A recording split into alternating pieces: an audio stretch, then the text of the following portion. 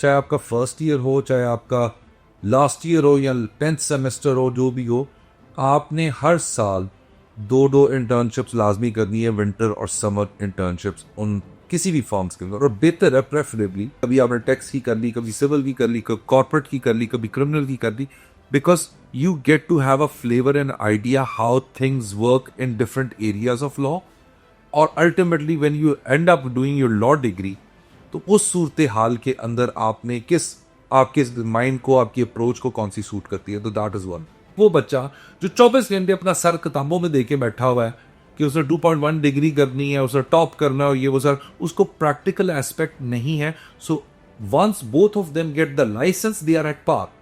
अब गेम ये है कि जिसको प्रैक्टिकल एस्पेक्ट ज्यादा आता है, he will be more shining in comparison to the one जिसने पोजीशन ली है। बट वो पोजीशन लेने वाले को स्कॉलरशिप मिल सकता है, आगे एलएलएम अच्छी यूनिवर्सिटी से हो सकता है, बार अच्छी यूनिवर्सिटी से हो सकता है, but at the end of the day you have to decide कि you have to pursue your career in academics और प्रैक्टिस।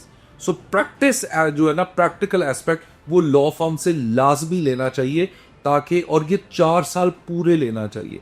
बहुत सारे लोग might criticise and disagree, but मेरा ये मानना है, बी दैट में student of university of London और पाकिस्तानी, उनको 4 साल विंटर समर इंटर्नशिप करनी चाहिए। और यानी जरूरी तो नहीं है तो हफ्ते के पूरे 5 दिन आपकी लॉ की क्लासेस हो रही है, जो दिन फारिग मिले, go to that for work it. Whereas जो पाकिस्तानी बच्चा है, उसकी रीडिंग मौजूद होगी, लेकिन वो रीडिंग कौन सी होगी? नॉवेल्स होंगे, डाइजेस्ट होंगे, लॉ से रिलेटेड नहीं होंगे।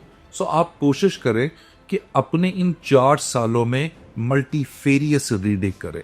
यानी आपके पास सिर्फ लॉ का नॉलेज होना काफी नहीं है to be a good lawyer.